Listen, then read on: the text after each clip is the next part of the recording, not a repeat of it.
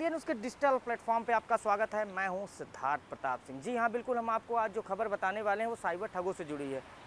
लखनऊ के गोमती नगर के रहने वाले एक अधिकारी जो पहले केंद्र सरकार में निदेशक पद पर कार्य थे, उनके साथ साइबर ठगी की गई।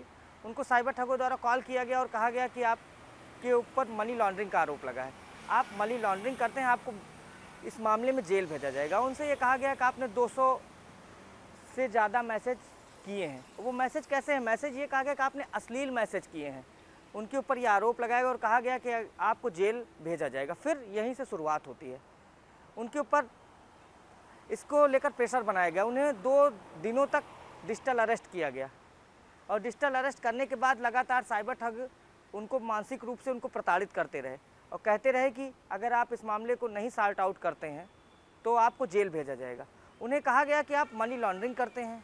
उन्हें कहा गया कि आप 200 से अधिक महिलाओं को मैसेज करते हैं और मैसेज जो है वो अश्लील मैसेज करते हैं। तो उनके ऊपर इस तरीके का प्रेशर बनाया गया। बाद में उन्होंने ये मामला घर वालों को बताया, लेकिन तब तक उनसे 12 लाख रुपए आरटीजीएस करा लिए गए थे। ये कोई एक मामला नहीं है, पूरे प्रदेश में लगभग अब मामलों की संख्या हज़ारों की संख्या में हो गई है। जी हाँ, बिल्कुल, आपको बता दें, पिछले कुछ दिनों में हज़ारों लोग इस तरीके की साइबर ठगी के शिकार हुए हैं। लगातार उनसे ये कहा जाता है कि आप मनी लॉन्ड्रिंग करते हैं, इस मामले में आपको जेल भेजा जाएगा, अश्लील मैसेज करते हैं। इसके पहले एक पीजीआई के डॉक्टर थे, उनके साथ ये घटना घटी। उसके पहले एक अधिकारी थे सेना में कार्यरत, उनके साथ इस तरीके की घटना घटी। तो कहीं ना कहीं लगातार इस तरीके के मामले बढ़ रहे हैं। सरकार की तरफ से प्रयास किया जा रहा है। सरकार लगातार कहती है कि अगर इस तरीके के मैसेज आएँ तो आप तुरंत हमें जानकारी दें, लेकिन लोग डरवश नहीं बताते हैं। और कहीं ना कहीं कुछ लोग ऐसे हैं जो इसको अपनी प्रतिष्ठा से जोड़ लेते हैं कि अगर हम ये बताएंगे कि अश्लील मैसेज आ रहे हैं या अश्लील मैसेज का आरोप हमारे ऊपर लगा है तो समाज क्या कहेगा। लेकिन एक बड़ा सवाल उठता है, ये जो लोग हैं जिनके खिलाफ इस तरीके के आरोप लगे, ये साधारण लोग नहीं हैं, ये लोग पढ़े लिखे लोग हैं। और आपको बता दें, साइबर क्राइम का तरीका बिल्कुल अलग हो गया। पहले OTP आती थी, इन सब चीज़ों से किया जाता था।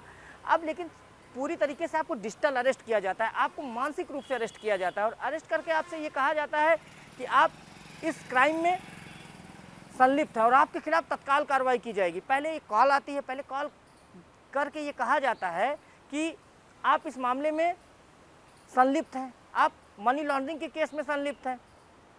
फिर थोड़ी देर बाद कॉल आती है, अब इस मामले को कहीं ना कहीं रफा दफा कर लिया जाए, इसको लेकर कहा जाता है।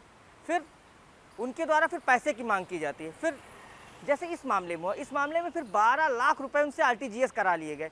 अब बड़ा सवाल ये उठता है कि ये पढ़े लिखे लोग हैं, जब ये जानते हैं संयुक्त निदेशक पद पे, वो भी केंद्र सरकार में, मौजूदा स्वयं रिटायर हो गए, जब इन लोगों के साथ इस तरीके की घटना हो रही है और ये इस तरीके से पैसे ट्रांसफ़र कर दे रहे हैं, तो आम आदमी किस साइबर ठगी का शिकार हो जाता है, तो वो तो एक अलग ही बात है। लेकिन सरकार इसको लेकर लगातार काम कर रही है। सरकार लगातार लोगों से अपील कर रही है। साइबर थाने बनाए गए हैं और सरकार ये कहती है अगर आपको किसी तरीके से इस तरीके के मैसेज, फ़ोन, फ्रॉड कॉल्स आए, आप तत्काल प्रभाव से साइबर थाने में इसको जाकर कहीं ना कहीं इसके खिलाफ मुकदमा लिखाएं, आप फ़ोन करें।